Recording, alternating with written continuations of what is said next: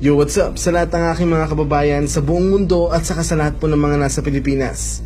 Ako po si Mr. Rio. Nabalitaan nyo na ba na may dalawang abnormal na senador na nagdeklara ng digmaan laban daw sa mga trolls? Well, parang sinabi nila nagigirahin nila yung mga bayaran nila ng mga trolls sa social media.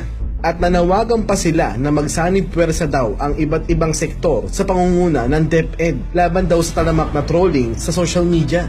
Ang laki ng problema ng mga to no? Wala na nga kayong kwenta sa gobyerno, mas kinakariri nyo pa ang pagiging yung walang kwenta. Aminin nyo na lang ho kasi na ang gusto nyo ho talaga ay manipulahin ng aming mga kaisipan para maging kaming mangmang sa mga totoong nangyayari sa aming kapaligiran. At aminin nyo na rin na bobo at tanga lang ang susuporta at maniniwala sa inyo. Because anti-Duterte doesn't really exist if the words such as money and ignorance are not in the dictionary. But unfortunately, nasa dictionary ang dalawang salita na yon, kaya nandyan sila.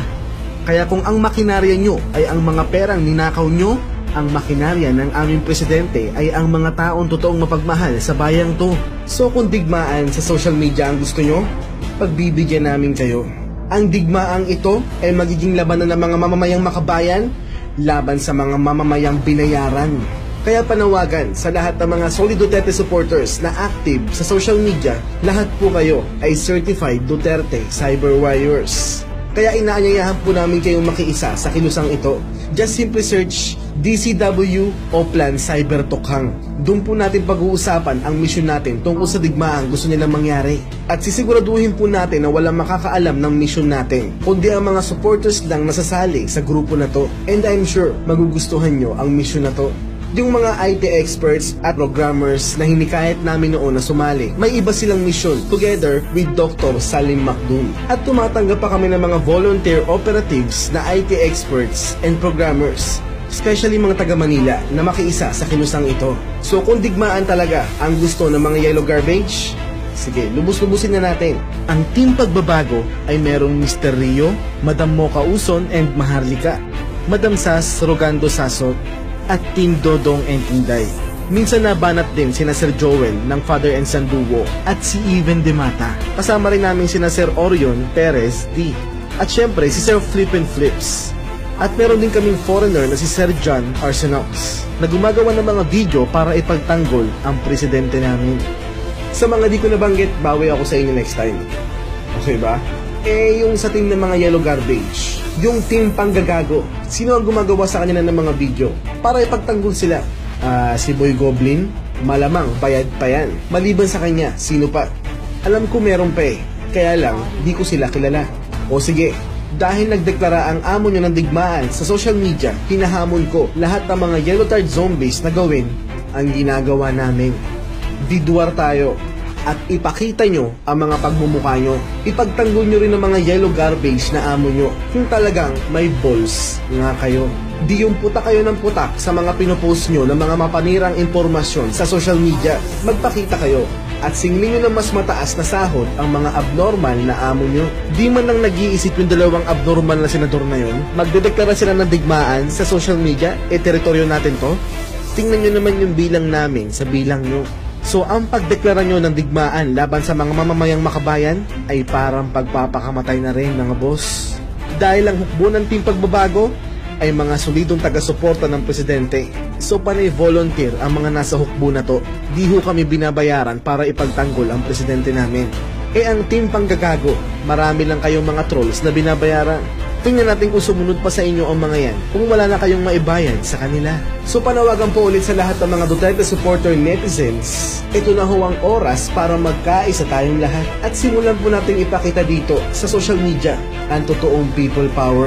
Sabi niya na pag binato ka ng bato-batuhin mo ng tinapay. Kaya nga tungkol sa pagkakaisa ang huling pinost ko para sana wala ng gulo. Pero ayaw nyo nun, di ba?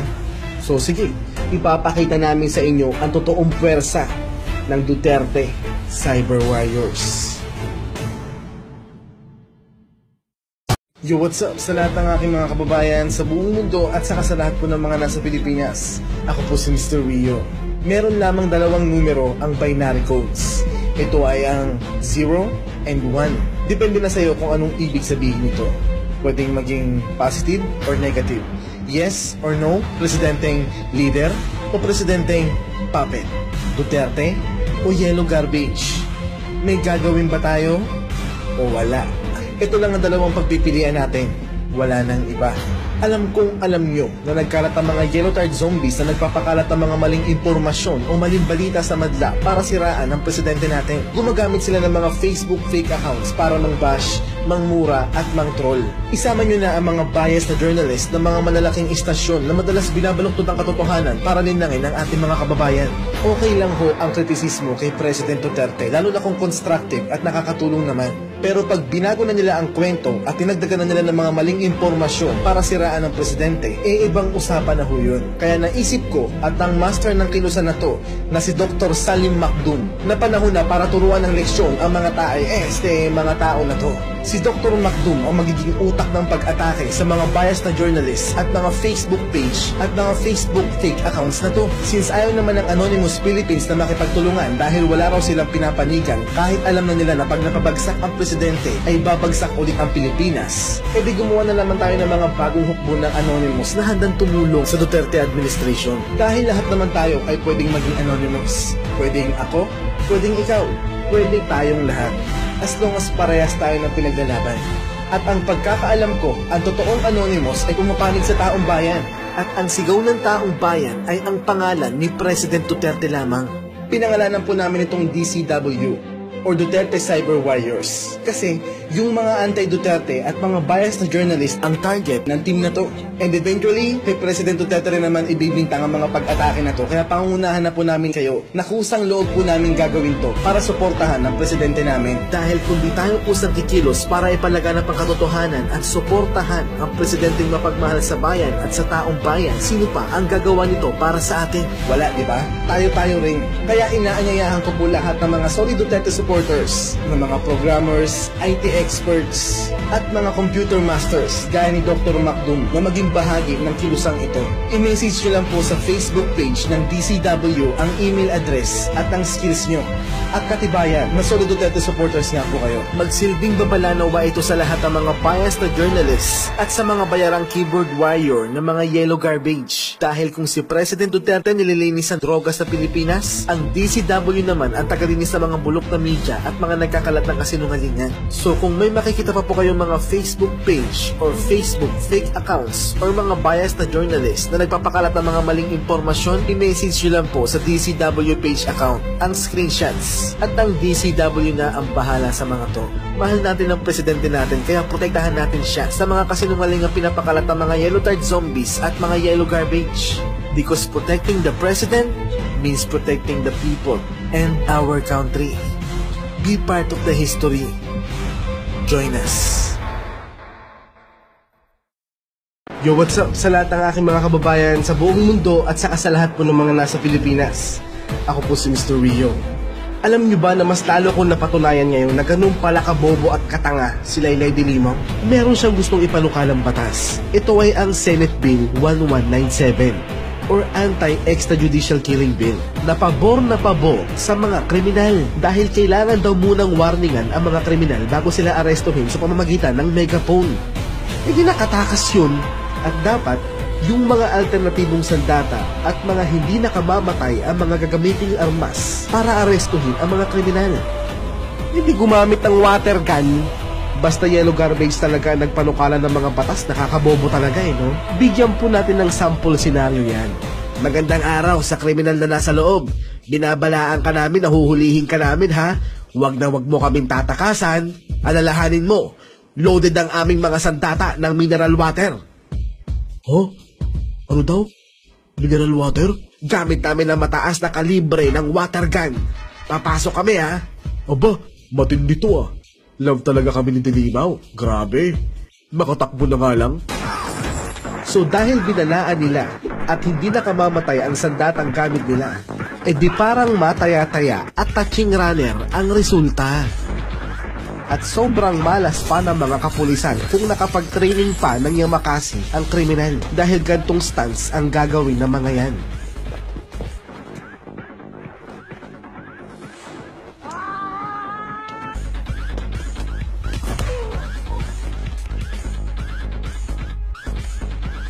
So yun, bye-bye kriminal. Bigyan pa ho natin ng isa pa nakakabobong senaryo yan mga kapatid. Good PM sa lahat ng mga kriminal. Aarestuhin namin kayo Where na you? Dito na mi. Okay. Papasok kami Huhulihin namin kayo. Sige, hulihin nyo kami. Pero babarilin namin kayo Sige, pero walang tamaan sa ulo Sa paa lang. Okay. Wait namin kayo pumasok dito. Buti ho sana kung ganun katanga ang mga tao sa Pinas. Ginawa niyang comedy ang mga pulis, no? Malamang ito ang reaksyon ng mga senador nang sinabi niya ang ipapanukala niyang batas na yan.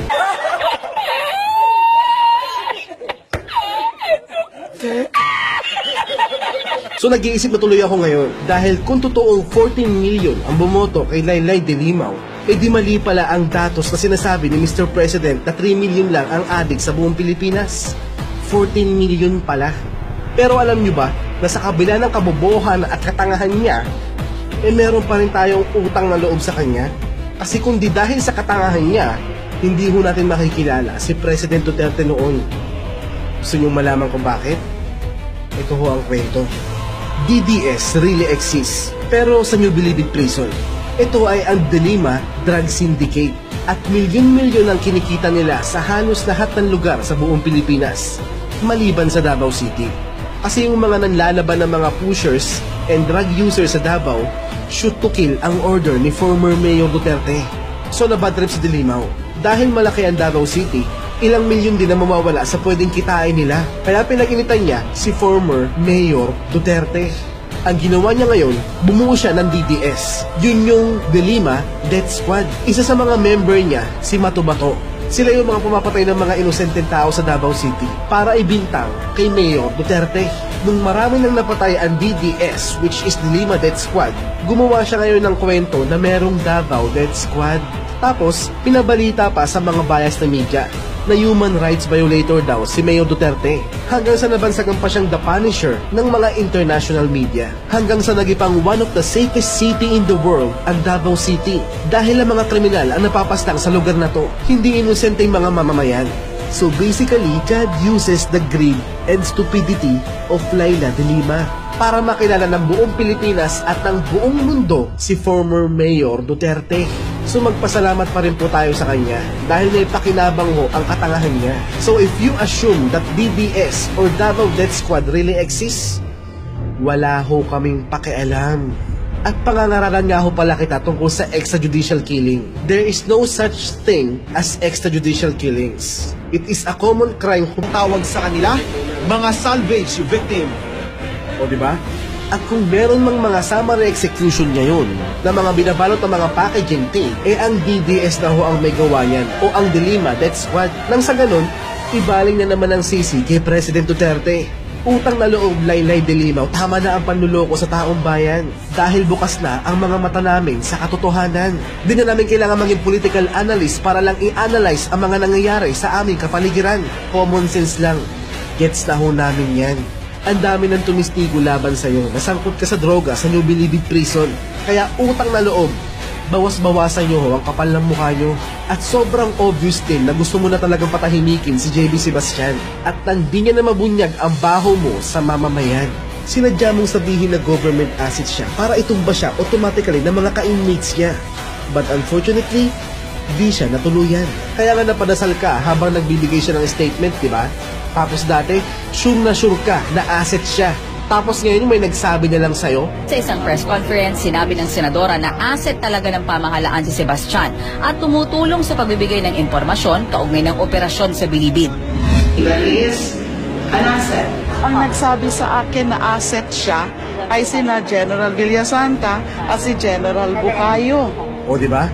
Halatang halata ho talaga ang pagiging sinungaling mo. Well, sanay na ho kami sa'yo at sa mga kapartido mo. Dahil pag ang mga kultong dilaw ang nagsalita, asahan nyo ho na 99% ay panay kasinungalingan. At ito nga ho pala ang pagkakataon ko para sabihin sa'yo ang liham ng mga Duterte supporters. Sobrang dami ho ng mensahe na yun, pero dalawa lang ho ang pinupunto nila. Una, ina mo daw. At mamatay ka na raw sana. O diba? Love na love ka nila. At tungkol naman sa fan mong si Fagot Isidro, Agot Isidro, I don't wanna call her bitch, idiot, or anything kasi nasabi na niya lahat sa'yo eh. Naiintindihan ko na may mental disorder ka at malamang di mo na inom ang gamot mo nung nag-post ka. Kaya simpleng paliwanag lang ho ang bibigay ko sa'yo. Kunwari busy ka at nakafocus ka sa ginagawa mo at gusto mong matapos yun ng maayos at perpekto. Kaso biglang may nakaialam sa'yo na hindi ganyan, dapat ganito. Tapos kung di mo sila sinunod, pinarinigan ka ng mga salitang hindi mo gusto. Anong gagawin mo? Malamang kung di ka nakainom ng gamot mo, di lang humura ang masabi mo o magawa mo sa taong nakikialam sa'yo. Malamang masampal at matadyakan mo pa sila sa sobrang inis mo. Same situation po yon sa presidente namin. Pinapakailaman po siya ng US, ng UN at ng EU dahil di ho nila makontrol